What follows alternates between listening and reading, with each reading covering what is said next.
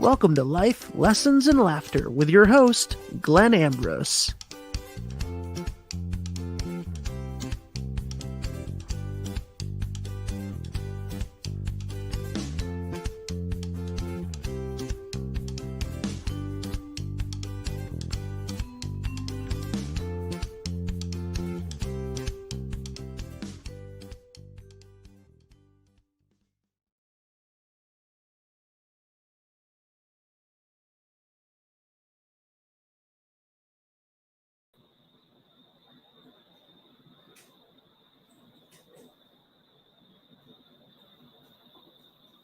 Hey, there I am. Okay. So I just learned something new with StreamYard. Apparently, I did not have a cover photo up before because I put one on now and I could not figure out how to undo it. Anywho, here we are. Welcome. Send me some comments. You know how this goes. I love to know who's watching and who's here. We're going to be discussing patterns today. So let's see, make sure I have my, okay, looks like my privacy is all set on my Facebook. So I should be able to see the comments from Facebook and from YouTube. So what's happening, everybody? Who's out there? Who's watching? Say hi. And please bring your feedback in. You know, like I always say, it's even more powerful and helpful when I'm flying solo. So yeah, send your comments. So I will get right to it. And today, hey buddy, what's happening? Nice to cyberly see you, kind of. Yeah, so today I am talking about patterns. So the reason I'm talking about patterns is there was a pattern of patterns that I noticed. So what I mean by that was when I talk with my clients, I see patterns. And oftentimes it's always a different version of a topic, but often there's similar topics that I discuss with multiple clients, like within a 1 week period. So I see patterns in the conversations. And of course, with those types of patterns, there's nothing wrong with those types of patterns. It's just, the way the energy is flowing. And, you know, I think, geez, I didn't even have my microphone. I'm all over the place tonight. I think I'm too relaxed. I'm not doing what I'm supposed to. Anyway, yeah, I think we are more alike than we are different. And I think we're very much more connected than we realize. You know, so a lot of, and, you know, and maybe, I don't know. I mean, maybe this is a symptom of that. Maybe it's not, you know, whatever, it doesn't really matter. But like, to me, I see patterns, and it happens all the time. So I think that there's probably something to it. You know, I think that the energies out there has us working on the same stuff, you know, at similar times. Not always, but remember, like, the way that I work is very deep underneath everything, right? So that's how I can work with many different types of people on many different topics, because I don't have specialties in all these different people's lives. I mean, I don't, you know, there's topics that I don't have specialties in, you know. So if I needed to be a specialist in every topic that I covered, I would be in trouble. You know, people have niches for that, right? They have niches because like, that way they can really focus on one area and get really good at it. My niche is going underneath everything. That's my niche. So on the surface, it looks, it can look like all kinds of things. Very often I'm talking about stuff that I don't really know that much about on the surface, as far as the specifics on the surface, and often, what the people themselves think the problem is. But that's just a manifestation of the problem. The problem is way down underneath. And so they bring me the problem usually with a surface description of it. And then I look underneath that and go, oh, that's this dynamic. I understand dynamics, mechanics of how people interact with life. So it's like, oh, that's a version of this. Oh, that's a version of that. So that's how I work. So patterns, I see them all the time, and there's good patterns and bad patterns.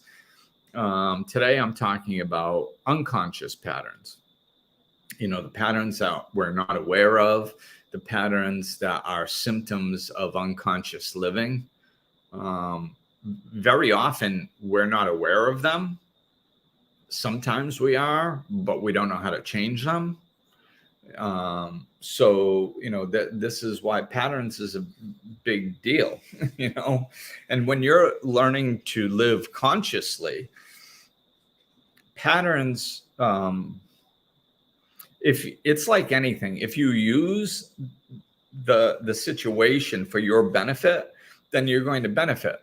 If you see it as a problem, it's going to be a problem, right? So patterns can come in the door as a problem, but if you use them for your benefit, then they're beneficial. So like when I first got sober, this is how it all happened to me. So much happened in my first year, in my first 2 years. It was amazing because I was learning how to live life in a different way. I had lived life one way for 35, 36 years. And then now I'm learning how to live life a new way. So one of the things that I noticed was patterns. I was like, oh my God, I have all these unconscious patterns. And I looked at them and I went, oh my God, most of them are horrible. Most of these unconscious patterns suck. So if these unconscious patterns are not good, they're hurting me, then I have to watch out for them. So this is one aspect of the patterns that I learned, was that, if you're going to live consciously, you don't want to live unconsciously, right? So you don't want to just fall on habitual patterns. We're very habitual beings. So, and society in many areas is so structured and controlled that we can just kind of form habits around almost everything. You get up and you brush your teeth and you take a shower and you go to work and you go the same way and you drive the same car and you get there at the same time and you come home it's the same way at the same time and you sleep on the same side of the bed and and it's Taco Tuesday and Wednesday's Prince Spaghetti Day and like all this stuff. So it's like it can be so habitual. And that's how we drop into unconsciousness, because we're not really exercising our freedom of thought and choice. We're not exercising that. We're just going, one day after another in a repeated pattern. So with me, I had to learn how to, in the beginning, the first two things that I remember were taking a day off from work. I didn't know how to do that responsibly. And missing an AA meeting, because back then I was going to AA meetings on a regular basis. And what they teach you in AA, which is helpful, especially when you're first getting sober, is that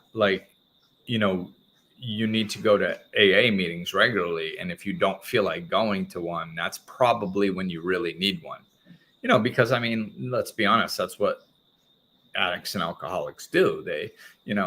Oh, I don't feel like going to a meeting. Then they skip a meeting. And yeah, why don't they feel like going to one? Well, because they're starting to get into their head, think crappy thoughts. They're probably lethargic. They don't feel like doing anything, especially something that's good for them. And it can be the beginning of a bad road, right? So they teach you that. And I took that very seriously, like a lot of things I learned back then. And then one day after a while, I was like, I think I should be able to skip a meeting like every once in a while. I mean, I think if I'm supposed to have contented sobriety and be in control of my own life, like I shouldn't have to go to a meeting all the time, no matter what. Like it should be humanly possible to not feel like going to a meeting and not be heading down a dark road. Like those two don't have to go hand in hand here. So, and so I just wanted to find that's something I was playing with. So I'm like, okay, can I do this? And so what I did is I looked back at my past and I went, where did I go wrong? And where I went wrong was when I went into patterns. So if I skipped an AA meeting and then I felt like skipping another one, it was that much easier to skip another one.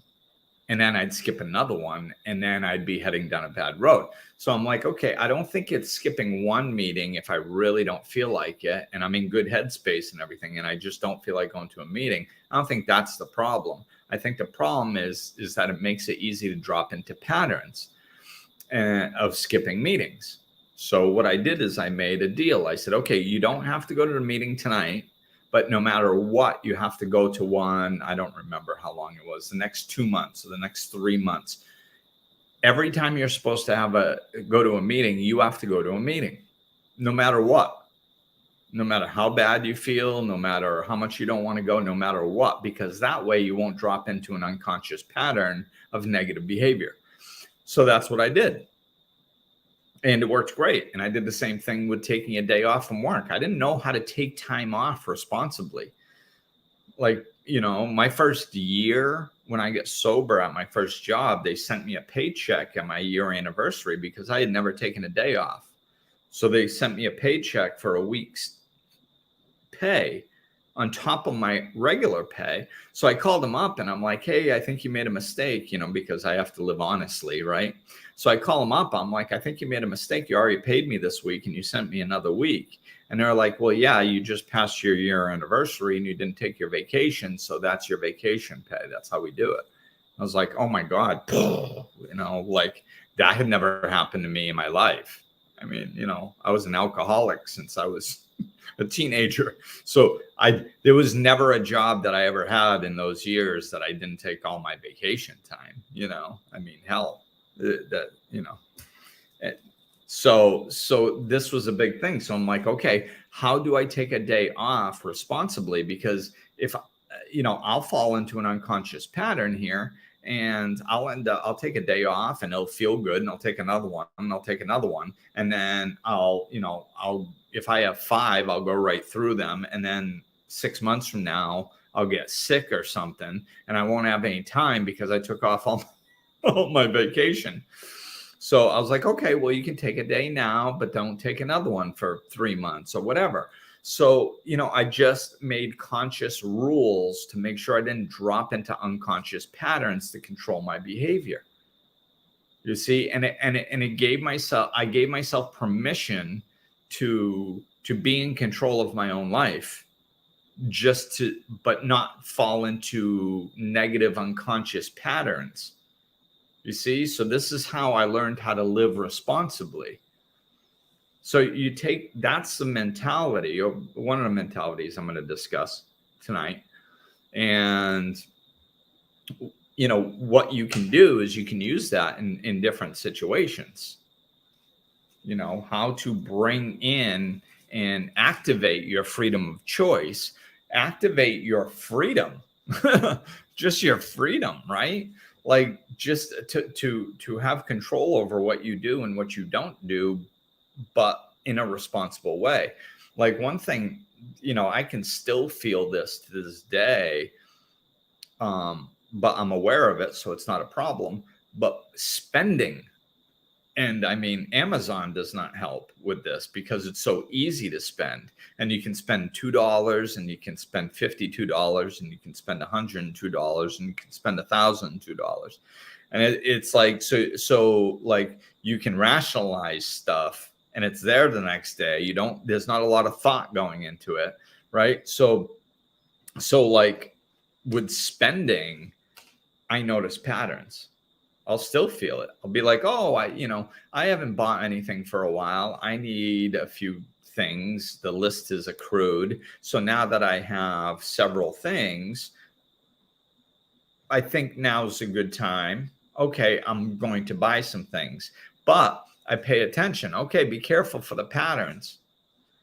And what happens is, right after that order goes in, and I'm in a DR, so sometimes often it's before I even get the packages over here because it takes so much longer.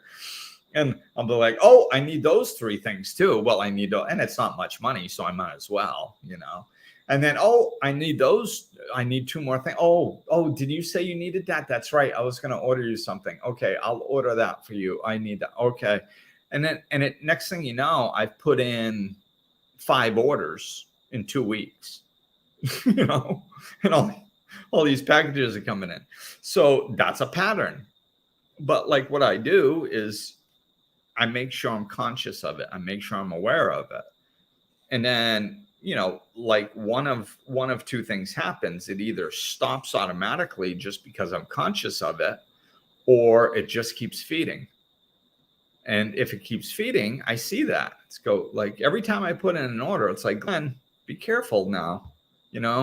Be conscious. You just put in an order. You just put in 2 other orders. So you are aware that you're doing this, right? Yeah. Okay. And that's really all it takes to keep it in the forefront of my mind. And then if I have to draw a line, I draw a line. Then all of a sudden it's like, okay, I don't give a crap. I've bought too much stuff. And like, I don't need anything. I'll learn to live, unless it's food, which I don't order on Amazon. I get it over here. Then I don't need it to live. So I'll be fine, And then I just won't buy anything for a certain period of time to break that pattern, break that monotony, break that habitual behavior that is somewhat unconscious. It's still a little bit, even if I'm aware of it, it's still a little bit unconscious because it has a pull. It has a pull. Like there's no way. And the reason I know that it has a pull, even though I'm conscious of it, is because it has to. Like it can't. It's literally impossible to be coincidence that every time I buy something, I suddenly need more. Every time, come on. Like that's, or almost every time, whatever. That's not a coincidence. That's a pattern. So that's what I look out for. Patterns are a symptom in, this type of pattern that I'm talking about is a symptom of unconscious living. We're just driven by something other than us. And that's not okay with me. No, I don't want anything other than me controlling my life. That's, so I kind of stand up to it because of that. I don't want some unconscious pattern controlling my life. So yeah, we can do this. So, that's kind of the surfacey stuff and some of the, I just want to explain the dynamics of it a little bit. So, but the stuff I've talked about so far is fairly simple. It's not mind-blowingly difficult. It's not, it's probably not going to destroy your life unless you have a shopping addiction or something. but and addictions, patterns, it's a symptom of unconscious living, and it can be a symptom of an addiction. So like if we go into the bigger ones, like what's some bigger patterns? Relationships. People end up dating the same type of person, they break up with them, they go find another one, look just like them, or they look a little different but they act the same, or they're always with somebody like for 3 months and then break up. Or like with me, with jobs, when I was working jobs I didn't like I had a 3-year max, and there was symptoms of that back into when I was drinking too. There were a lot of things that could only last 3 years. Like I very rarely did, like every once in a while I'd break out of it. It would be a real weird situation where I either lived in the same place or worked in the same place or did something the same for like 5 years. And that was like, oh my God, wow, this is big. Because that's just how my life was back then, Well, I guess it kind of still is to some degree. But this stuff that's important, that's no longer a barrier. I think it was an unconscious barrier before. Now it's like, I've the most important things that I've done in my life, I have no problems with time frames. They don't control me. That's why I don't think it's a problem, because it's not an unconscious pattern. So whenever I need to do something longer than 3 or 5 years or whatever, whatever a pattern might be, I do. So like staying sober, obviously that's over 18 years now. Raising my son, being a consistent presence in his life. I mean, again, over 18 years. I mean, because I can't count the first 3.5 years of his life, or, something like that. First 3. Well, I mean, the first 9 months I was there consistently. I mean, physically, I was struggling. And then after that, I visited him here and there, but like, it wasn't consistent. I don't really, qualify that, even though I was in his life a little here and there and very much in the first 9 months of his life.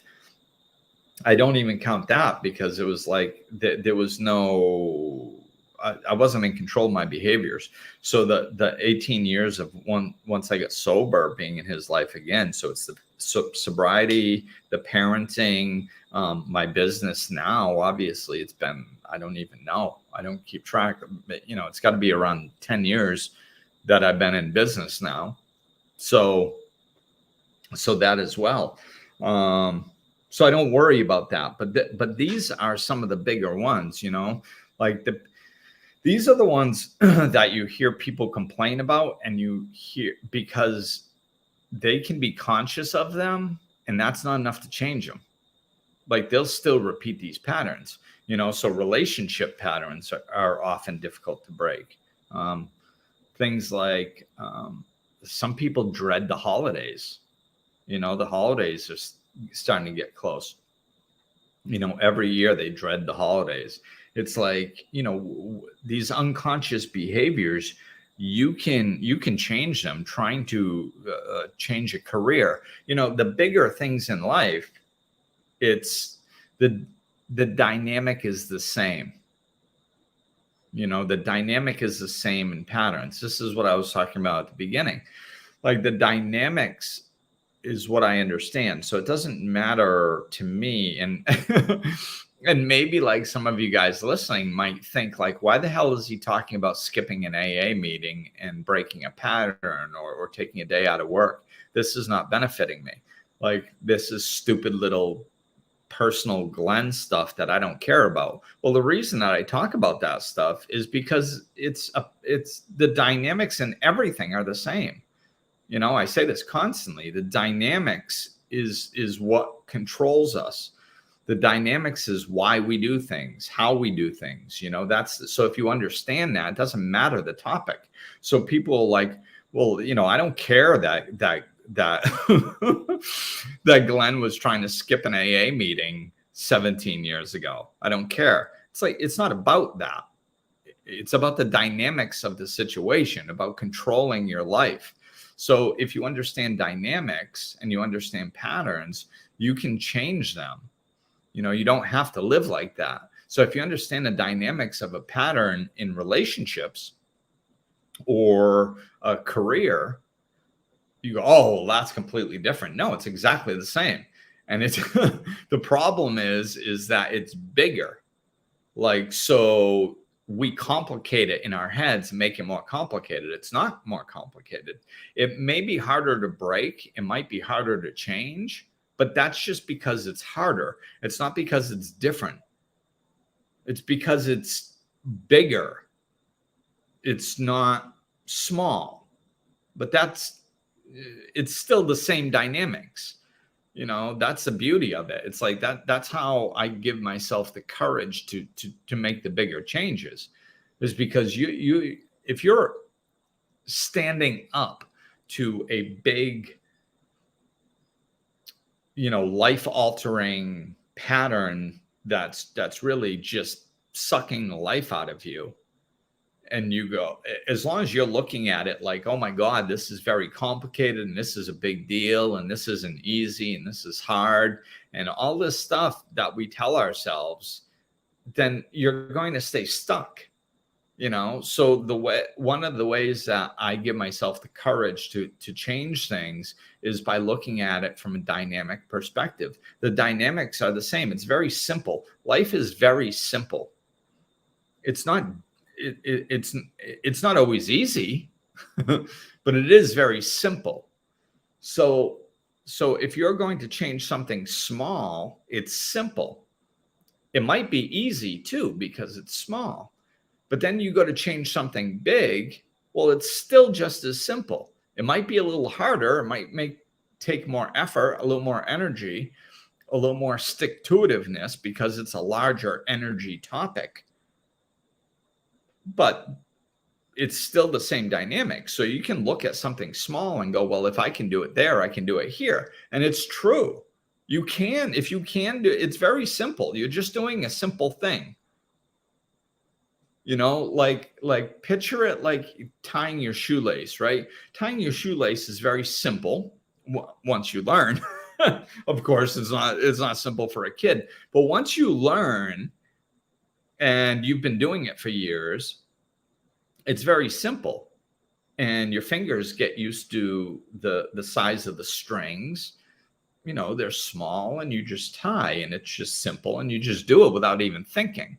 Now, if somebody brings you over a rope and says, hey, I need you to tie a knot in this, you go, what, like a big rope, like that's like that thick or that thick around, like this big rope? How am I going to tie a knot? It's not a big deal. I just need it the same way as you tie your shoes.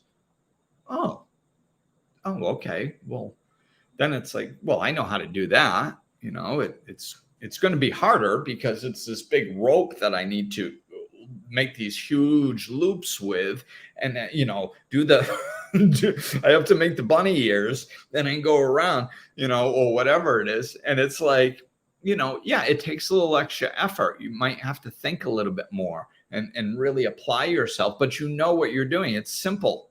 So you're going to accomplish that task. It's the same thing in life. If you can make changes in simple little patterns in your everyday life, you can make changes in the big patterns in your life. It's just as simple. It just takes a little bit more effort. That's it. And everything's like that, not just patterns, So it's a nice way to simplify things and prevent our ego and our mind from like getting in there and going like, oh, well, this is really hard and I don't know if you can do it and blah, blah, blah, blah, blah, all that crap that our brain tells us to keep us stuck, right? So that's a good way to help. So if you're trying to change these things, identify what the pattern is and then set up a rule so you don't do it. Like relationships. So relationships might be the most difficult one, although the job thing can be difficult. Like I think what you need to do is get clarity first and then it's simple, and then you can implement the other strategies. See, the problem with relationships and jobs is we don't have clarity a lot of times. So there's a chapter in my book that I put like 3 steps to solving any problem. So let's see if I can remember them. I haven't gone over them in a while. Identify what the problem is, identify what the solution is, and implement that solution. That's it. 3 steps. Very simple, can solve any problem, but you can't skip any of them. So you identify what the problem is. Oh, well, I have a repeating pattern in relationships that looks like this. Okay. So how can you break that? You got to identify what the solution is, and that solution might be doing some self-work. If you don't feel safe and you run, like out of a like, let's say you have abandonment issues, or you don't feel safe for some reason opening up fully, or whatever. So you just end relationships every 3 months or 6 months or a year, whatever, and you want to break that pattern. Well, if you're aware of it and it's coming, well, then when those feelings start coming up, not to believe them, and you work through them. And I mean, of course, some of this stuff can be more helpful with working with a life coach or something to gain clarity on what you're actually trying to work through. But you might not even need to do that. You might just be able to do it that way. Like, well, I keep ending relationships too quickly. Okay, don't end it. Your life is your laboratory. Your relationship is your experiment. Stay in it and try to work through things. Don't end it when it just feels uncomfortable. And quite often, that's actually enough in many situations.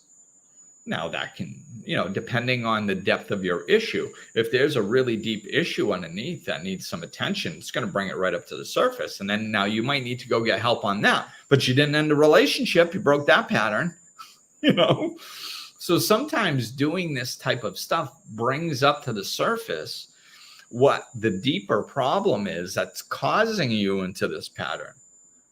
So it's beneficial in that way as well. What do you guys think about that? I need a little drink.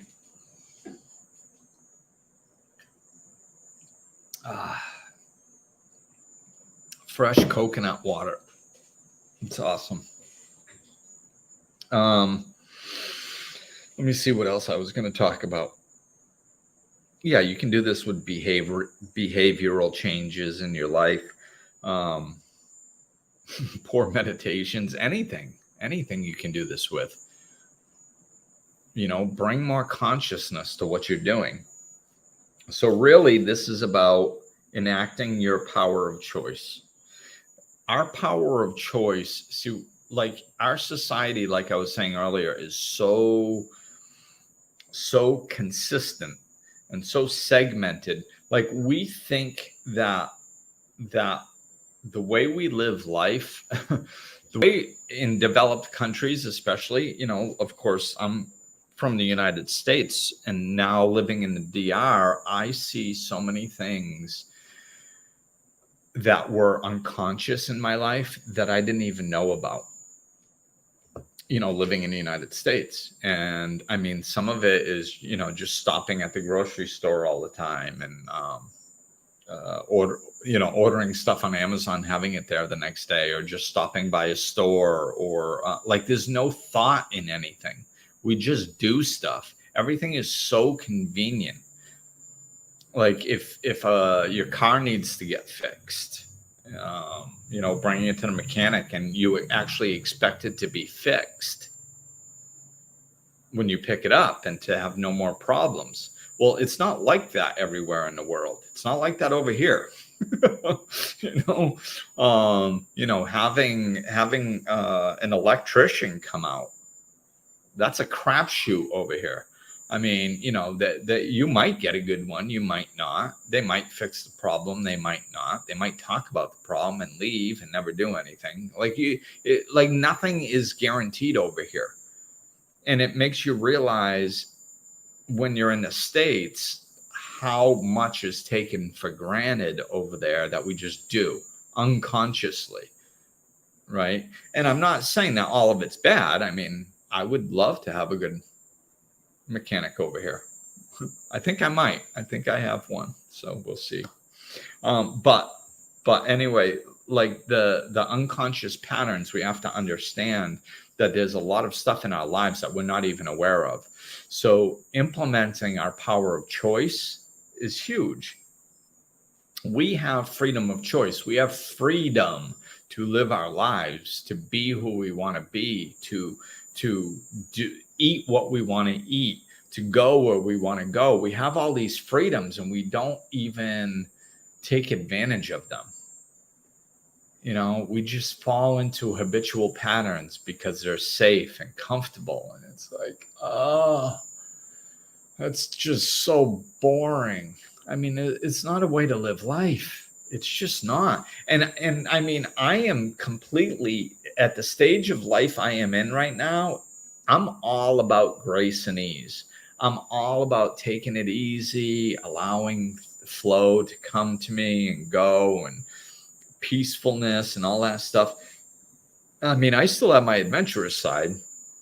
You know, I'll still go skydiving or parasailing or jump out of an airplane or jump off a waterfall or whatever. Like, I still like doing those things every once in a while because, you know, I've always had that little adrenaline junkie side, so I can feed that every once in a while. But I don't do that stuff all the time. You know, I still have a regular life, and I really try to live it consciously and not fall into complete patterns of every day. You know, this is why I like my schedule. I mean, usually I'm working 1 week and I have a week off. So I'm just kind of, oh, what should I do today? I don't know. Nothing. Maybe I'll just do nothing today. Yeah, that feels right. Okay. And then I just don't do anything that day. I did that basically today. For some reason, which I don't often like doing this, I started playing with graphics on SparkPost and making posts for my social media today. And I got into it. It's weird. So, because I don't usually get into it, but I did. So I just did that for a while. Did I need to do that? No, I didn't need to do it. But today I don't feel like doing anything specific. So I'll just do whatever I feel like. So most of the day, I just sat on my front porch and played on my phone, doing nothing, talking to the dog. And then go down to the river for a swim and bring the soap and take a shower and jump in and give the dog a bath and come back up. And you know, like, I just didn't do anything. It's freaking Monday, you know? So whatever I have scheduled for things that I could do today, I'll move it to tomorrow or the next day, whatever. You know, I know that not everybody has the ability to do that in their lives, but that's not what I'm talking about. Again, you know, hopefully the people that listen to me do this, because if they don't, you're not going to get a hell of a lot out of what I say, because I do bring my personal life into these talks very often. So like, what what am I talking about? I mean, hopefully this is something I learned in recovery right off the bat. It was identify, don't compare.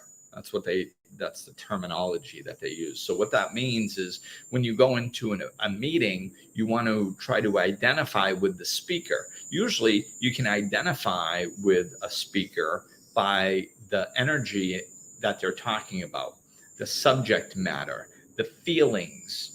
Like, you can connect with somebody over that stuff. You can find similarities. You can identify with it. Oh, I felt like that. I've thought like that. I've been in a situation kind of similar to that. But if you go into meetings and you compare, which is like, oh, well, they crashed up 5 cars. I only crashed up 1. Well, they're divorced. Well, I'm not divorced. Or their kids won't talk to them. My kids still talk to me. That's comparing. And you're never going to get the point of what people are talking about if you're comparing specifics. So don't compare specifics. Like when I'm talking about stuff, try to understand the dynamic of the stuff that I'm talking about. You know what I mean? So like, look for the point. What's the point? What's the point in what she's saying? Oh, like he fell into an unconscious pattern here. Well, I fall into unconscious patterns here. If you're comparing the two specific patterns, most like you're not going to live my life.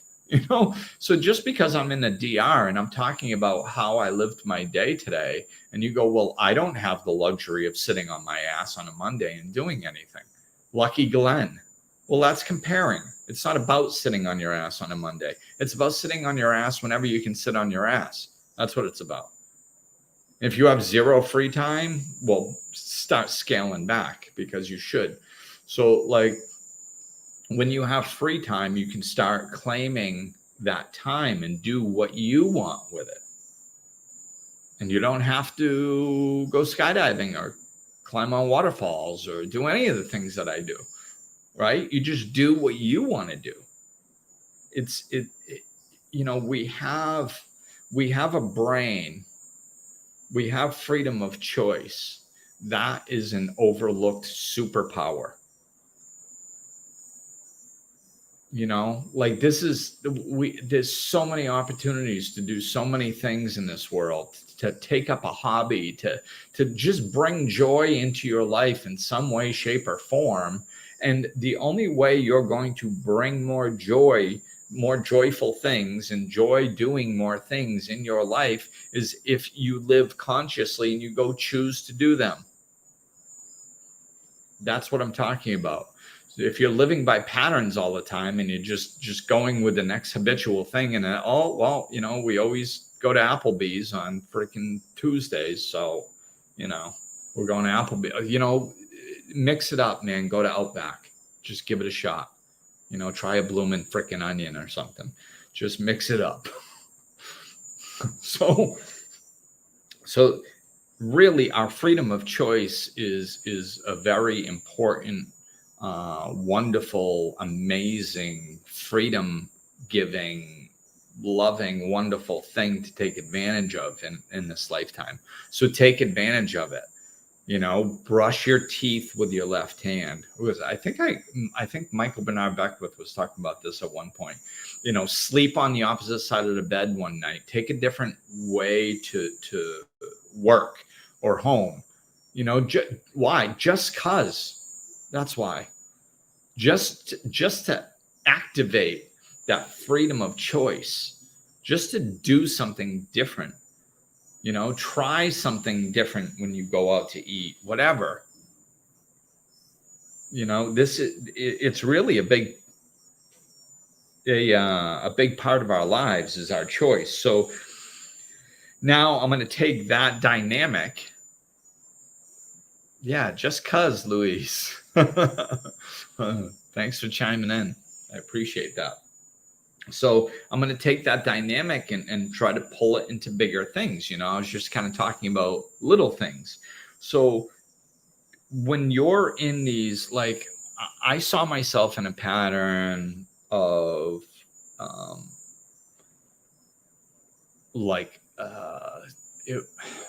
was kind of two of them, but I'll pick one so I can make a example for you guys.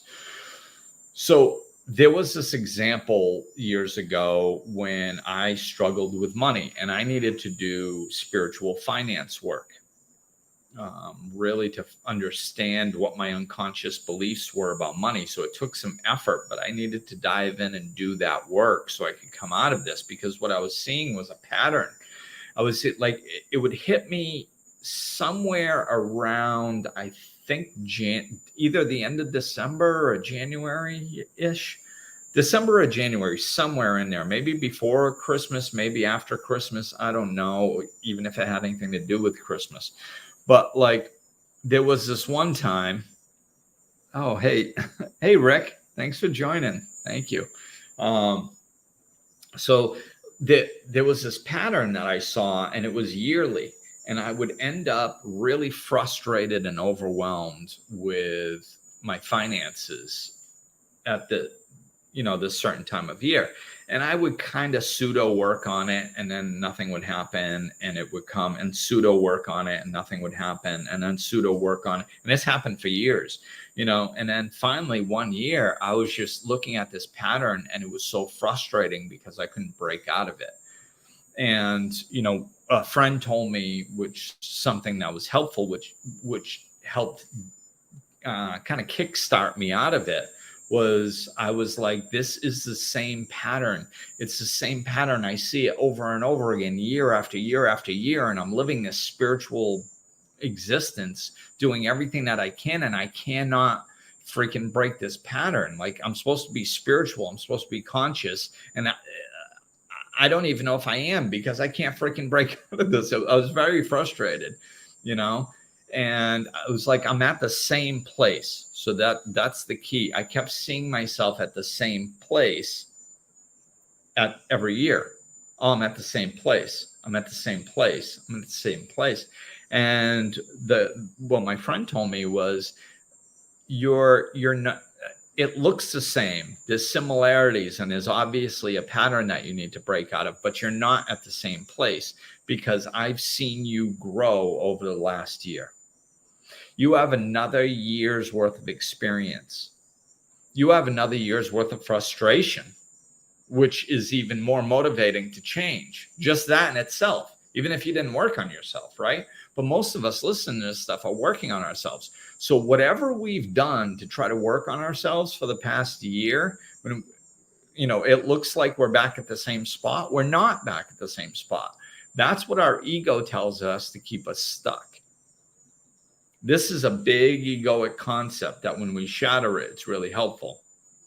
So it's kind of its last leg. Our ego will tell us all kinds of things to keep us stuck along the way. But then at the end of the day, it can just kind of scrub everything off and go, look, you're at the same place. And you go, yes, I am, damn it. But you're not at the same place, because you're not the same person. You're much more capable. You're more capable because of the work that you've done. You're more capable because of the frustrations that you've experienced. So you have more of that energy pushing you into a different direction. So like this is, and like that for me, it wasn't just that, but that was really the beginning of me going, oh yeah. And just finally going like, I had learned to be in charge of my own life instead of allowing my ego's thoughts to control my life in many, many, many ways. And I got very, very good at it.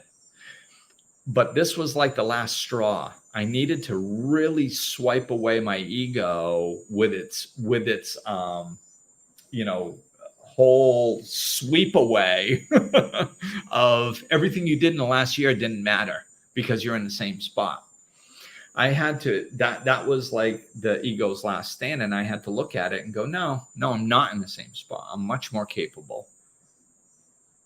And I've learned over this last year. And now all of a sudden as I'm doing this, like I can feel the energy difference. I don't know if you guys can, but when you start taking control away from your ego and not believing its lies and reclaiming your power, so you go, no, I'm not the same person. No, I'm not in the same place. It might look similar, but I'm stronger. I'm better. I've learned more, and I'm going to break out of this. Now, all of a sudden, I'm claiming that power, and that last argument it had didn't have any power over me. So now I doubled down, and then I could really implement the spiritual finance work that I had learned, and I broke out of that pattern. But this is how we break out of difficult patterns, by reclaiming our power, not believing the BS, knowing that we conscious living, we have more control over our own lives than some unconscious pattern or any external anything coming in at us. Let me just see if there's anything else I want to touch on. Yeah, no, that was really it. This is where I actually took some notes. which makes me laugh. See, I did that. I broke out of a pattern. I just go by on the fly all the time. And here I am. I actually took some notes. So I have something to refer to when my brain shuts down on a point, and I know I'm going to be wrapping up soon. So I just wanted to check. And this is it. This is our power of choice. It is like a superpower when we activate it, and we can activate it in simple ways of our lives. Like when I was dating this woman many years ago, this was like 12 years ago, I think. Like I can find something to eat anywhere. I really can. And I don't mind trying new things. So that's cool too. And she had really good taste in food. And so it was like it was the typical relationship conversation. Hey, what do you want to eat? I don't know. What do you want to eat? I don't know. That. And then like she got sick of it because I really didn't care or know. And she's like, will you just have a preference? Please just have a preference. And it made me think, I'm like, I literally don't know what I want to eat. I'm so out of touch with myself and my own preferences that I don't even know what I want to eat. So what I did to break out of that and bring my preferences back up, because this is something that's it's in alignment with what we're talking about. We're so disconnected from our freedom of choice that sometimes it's hard to find it. Somebody goes, well, what would you like to do? Well, I literally don't know. I have no idea. I don't know what I want to do. Why? Because we never do what we want to do. We're not in touch with that part of us. We're not even in touch with our preferences, what we would like to eat. So I literally started practicing that. So every meal I would sit there and I'd be like, I'd put my attention on my body. I'd be like, what do I feel like eating? Do I feel like eating Italian? Do I feel like eating some Indian food like curries? Do I feel like eating something spicy like tacos? And I would pay attention to how I felt. And at first I didn't feel anything. After practicing that and just slowing down and paying attention to how I felt, like a lot of times I don't feel anything, and this is across the board, when it's what I don't want. But when it is something I do want, I feel this slight pleasurable sensation. Well, that happens in I think with food more. Anyway, a lot of times it's actually the opposite of that. I'd say more often than not, it's the opposite of that. I don't really feel too much for what I do want. But when I say something I don't want, I feel a little, the slightest tint of like nausea or just tightness in my chest or something. Very, very minimal sensations. But if I'm paying attention, I'll notice that and be like, no, not that, not that, not that. Oh, well, maybe this one. Yeah. Then I think about it a little more. And then all of a sudden I feel this little spark of joy. Oh, I think I would like that. Oh. And that's actually how I got back in touch with my preferences, to figure out what I actually want, because I was so far removed from implementing my freedom of choice in a lot of ways that I literally didn't know what I wanted. Yes, Louise, energy testing is good for that. And it's good for, I do energy testing on everything. I like most people do, and we don't even know we're doing it. Like I've been doing energy testing probably my whole life, and I didn't even know I was doing it. And most people are too. So we can and the more we do it, the better we get at. Somebody says something to me sometime that's out of character, I just lock onto them for a half a second, and I can tell whether it's like an attacking energy, or if it's a sarcastic energy, or if it's just discombobulated, like they just weren't really paying attention to what they were saying, and they've got 13 things on their mind, that type of energy. Like you can just kind of do that in a second, and you can know. It becomes second nature after a while. So implement your freedom of choice. It's not just nothing. It's actually something, and it's empowering, and it's enjoyable, and it's fun doing the stuff that you like. If you don't know what you like, it's time for you to start doing this.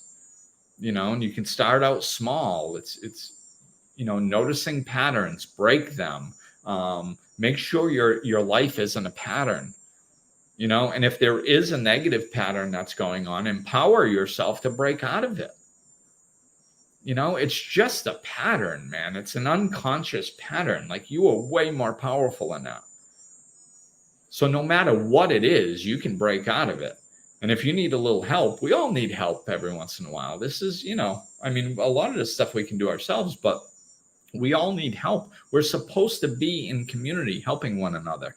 And especially in the developed countries, there's not so much of that anymore. And it's a problem. People think that they're supposed to be able to do things themselves all the time. And go, I always say, go stick a person on a deserted island for 3 years and go pick him up. He's freaking lunatic, painting faces on volleyballs. Why? Because we're not supposed to be stuck inside of our heads the whole time. We're supposed to be able to talk stuff out, get different perspectives that can help us, and so we all need each other. We all need each other. So lean on each other. Lean on me if you need me. So that's my unconscious patterns talk. We just have to live on purpose. You can't throw a stick without hitting somebody teaching mindfulness, consciousness, the power of now, presence, whatever. It's all the same thing. Why? Why is everybody teaching it? It's because it's important. We don't make mistakes. We don't, our lives, like, if you're living consciously, you don't wake up 10 years later and go, how did I get here? You do that when you're living unconsciously. We don't make bad choices consciously. We make bad choices unconsciously. We live in patterns that we don't like unconsciously. So bringing consciousness in on any level, trying to figure out what you want to eat, like I said, brushing your teeth with your left hand, whatever, just choosing something different. It actually starts making you feel alive. It starts sparking that life force, that creative flow that's within all of us. And all of a sudden, it's not about, oh, I have to eat. It's 5:30. No, it's about, what do I want to eat? It's a joyful question. Like, what would I enjoy? Yeah. You're getting back in touch with your joy. So you can implement this in all areas. Please do. Thank you for watching. Thank you for listening. Thank you for joining us, Rick. I appreciate it. And we will talk with you. Hey, most likely it's going to be next Monday. Usually, there's variations here or there, but usually I'm pretty standard with the Mondays at 6 p.m. Eastern. So tune in. Thank you, guys. And I am going to hopefully sign off properly, because I was having that trouble earlier finding myself. All right. Take care, everybody. Peace. Looking for more? Check out over 200 episodes of Life Lessons and Laughter, or click the link in the description of this episode to connect with Glenn directly.